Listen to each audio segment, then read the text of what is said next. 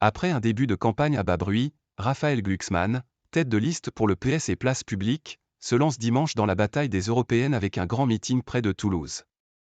Objectif, s'immiscer dans le match entre Renaissance et le RN. À Tournefeuille, Haute-Garonne, au cœur de l'Occitanie, terre de gauche, l'eurodéputé sera sur scène avec le patron du PS, Olivier Faure, et la présidente socialiste de la région, Carole Delga. Le fondateur du petit parti Place Publique avait convaincu un peu plus de 6% des électeurs aux européennes de 2019.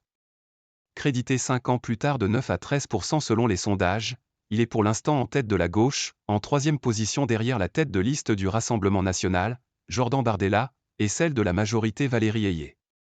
Un bon score rebattrait les cartes pour la présidentielle et la prochaine union que le PS appelle de ses vœux après l'échec de la NUP, Nouvelle Union populaire écologique et sociale, née en juin 2022 après un accord entre les partis de gauche, résume un socialiste. Pour l'essayiste de 44 ans, l'objectif est clair, tenter de récupérer les électeurs déçus du président de la République Emmanuel Macron et de Jean-Luc Mélenchon, LFI, et passer devant Valérie Ayé, Renaissance.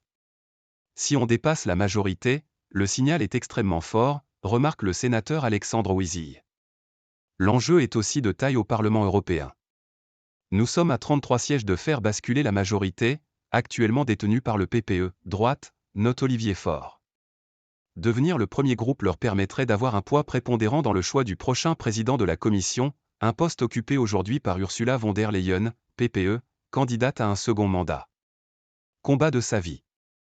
Tournefeuille n'est pas le premier meeting de Raphaël Glucksmann qui s'est lancé dans une campagne discrète depuis plusieurs mois. Mais c'est le premier des deux formations, PS et Place Publique, réunies, à l'issue d'un accord qui a permis à son petit parti de décrocher au moins 3 places en positions éligibles. L'eurodéputé devrait s'appuyer sur ces grandes thématiques, la défense sans faille de l'Ukraine et l'Europe, le combat de sa vie. On peut montrer que l'Europe est capable de changer de logiciel et d'avoir une logique plus protectrice, commente Christophe Clergeau, eurodéputé en 5e position sur la liste. Raphaël Glucksmann s'est engagé à Bruxelles contre les ingérences étrangères, notamment de la Russie et de la Chine. Il a aussi défendu la directive qui donne des droits aux travailleurs des plateformes numériques, ferraillé pour la transformation de la politique agricole commune et une taxation des superprofits. Critiqué en 2019 par une partie du PS, qui voyait d'un mauvais œil une tête de liste non socialiste, il fait désormais la quasi-unanimité du parti à la rose.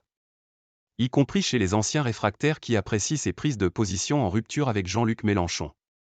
S'étant aussi fait connaître à Bruxelles sur la défense des Ouïghours, minorité musulmane que Pékin est accusé de persécuter, il assume de profondes divergences avec le leader insoumis sur la Chine, la question ukrainienne ou la défense européenne.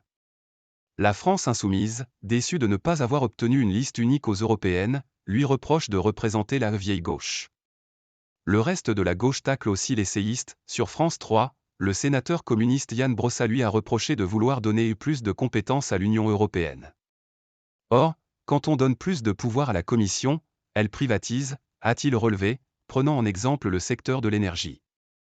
La tête de liste écologiste Marie Toussaint a profité, elle, de la présence de Carole Delga au meeting, pour demander sur X à Raphaël Glucksmann de se positionner sur le projet de la 69, dénoncé par les écologistes mais que défend la présidente de région. Nous le match, on ne le fait pas avec LFI ou les Verts, mais contre l'extrême droite et les libéraux, rétorque Christophe Clergeau.